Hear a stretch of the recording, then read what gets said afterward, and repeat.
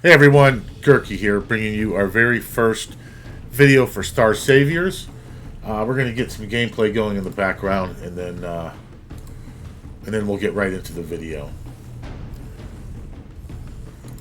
going to lose quite a bit, but this is going to be some combat.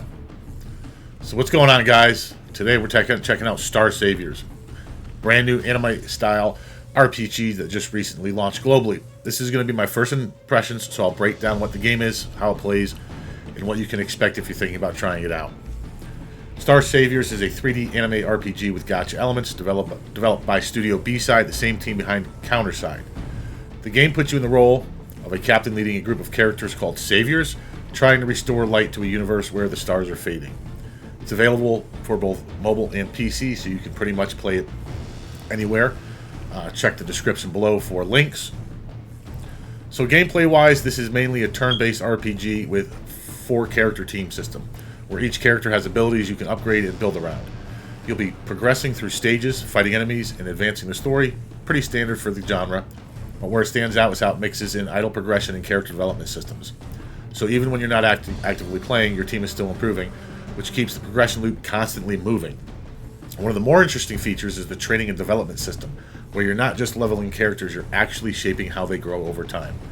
You've got things like character interactions and bonding, stat growth based on decisions, equipment systems like Arcana that enhance builds. So it adds a bit of strategy and simulation layer on top of the RPG mechanics. On top of that, there's a mix of story content, events, PvP, and idle rewards, so there's always something to be working towards. Visually, this is one of the strongest parts of the game. The character design, animations, and overall UI are extremely polished. Everything feels smooth, clean, and well put together. It definitely looks like a game that's trying to compete at the top level in terms of presentation. So now getting into my personal thoughts on the game so far. Honestly, I like it a lot. I played Counterside for quite a while, and this game meshes really well with that, especially with the launch collaboration featuring Hilda and Yumina. This was a really smart move and a great way to pull in existing players. From an aesthetic standpoint, I generally think this is one of the best looking launches we've seen in a while. The graphics are top notch, everything is sleek, and the UI is very well organized. Nothing feels clunky or out of place. The gameplay loop has also been really engaging so far.